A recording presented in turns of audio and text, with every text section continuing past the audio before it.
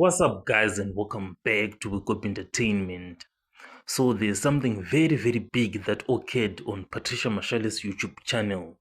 And what occurred is that Patricia Mashale interviewed Advocate Tefo, and both of them, Patricia Mashale and Tefo, they spoke about the events that occurred inside the Khumalo house. So, as you all know, there is this story of the robbery that is being talked about by Gininda. So therefore, and Patricia Mashale, they just do not believe this story because it just doesn't make any sense to both of them.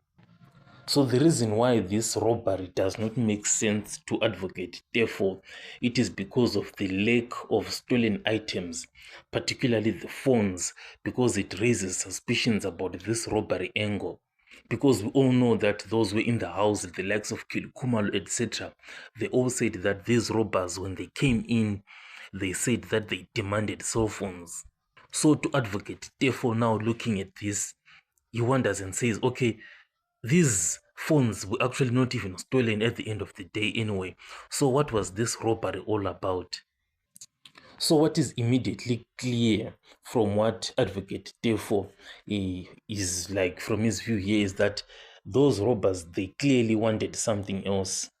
Because if these robbers didn't take anything like the valuables of these cell phones that they were said to have wanted, then it begs the question of whether the motive was truly about the robbery or something else that was personal.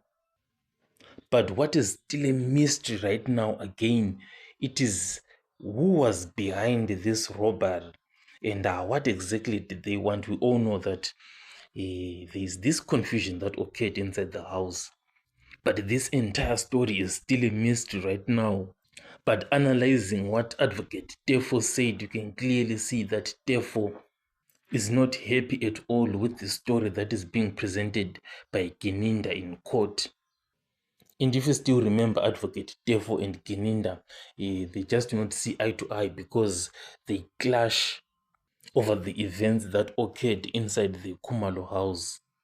So it's actually good to see Advocate Tefo coming out and still speaking about this issue, even though he is no longer practicing being an advocate inside the Senzo Meyiwa trial.